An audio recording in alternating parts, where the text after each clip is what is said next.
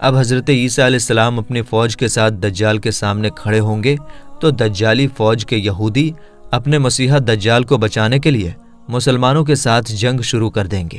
اور اس جنگ میں بہت زیادہ خون خرابہ ہوگا، لیکن اس جنگ میں مسلمانوں کی جیت ہوگی۔ اور پھر حضرت عیسیٰ علیہ السلام اپنے ہاتھوں سے مقام لود پر دجال کو قتل کریں گے۔ دجال کو قتل کرنے کے بعد پوری دنیا میں اسلامی حکومت قائم ہو جائے گی۔ دوستو، دجال اس زمین پر پورے 40 دن تک لوگوں کو گمراہ کرے گا،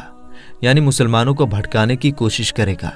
حضور پاک صلی اللہ تعالی علیہ وسلم نے فرمایا کہ جب دجال آئے گا تو اس وقت ایک دن 1 سال کے برابر ہوگا، اور پھر دوسرا دن 1 مہینے کے برابر ہوگا، اور پھر تیسرا دن 1 ہفتے کے برابر ہوگا۔ اس کے بعد سبھی دن عام دنوں کی طرح ہو جائیں گے، اور پھر اس طرح پورے 40 دن تک دجال اس زمین پر حکومت کرے گا۔ اور کیونکہ دجال یہودیوں کا کمانڈر ہوگا، اس لیے یہودی لوگ مسلمانوں پر بہت ظلم کریں گے، لیکن آخر میں حضرت عیسیٰ علیہ السلام آ کر دجال کو ختم کریں گے۔ اور پھر اس کے بعد حضرت عیسیٰ علیہ السلام 7 سالوں تک زمین پر مسلمانوں کے خلیفہ بن کر حکومت کریں گے،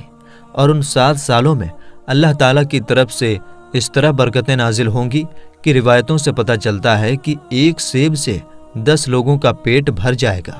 اور 1 بکری کا گوشت پورے شہر کے لوگوں کے لیے کافی ہو جائے گا، اور ہر طرف پھل اور کھیتی کی پیداوار بڑھ جائے گی۔ دوستو، آج کل کے حالات دیکھتے ہوئے لگتا نہیں کہ اب وہ وقت بہت دور بچا ہے، کیونکہ حضرت امام مہدی رضی اللہ تعالی عنہ اور حضرت عیسیٰ علیہ السلام اور دجال کے نکلنے کے بارے میں حضور پاک صلی اللہ تعالی علیہ وسلم نے جتنی بھی نشانیاں بتائی تھیں وہ سب پوری ہوتی نظر آ رہی ہیں۔ یہودی دن رات اسی کوشش میں لگے ہیں کہ وہ کسی طرح ہیکل سلیمانی کو بنا کر اپنے اصلی خدا دجال کو اس دنیا میں لا سکیں، معاذ اللہ۔